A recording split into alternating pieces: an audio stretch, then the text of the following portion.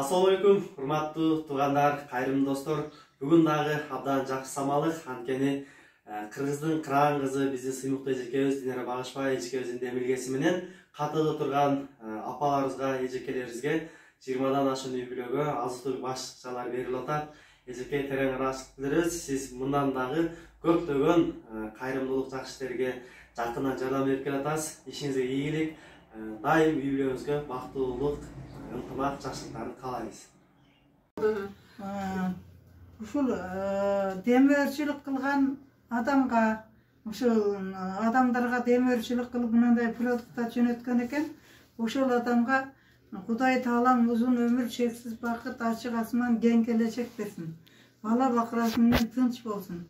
Туткан орозолору кабыл болсун. Айнан айын.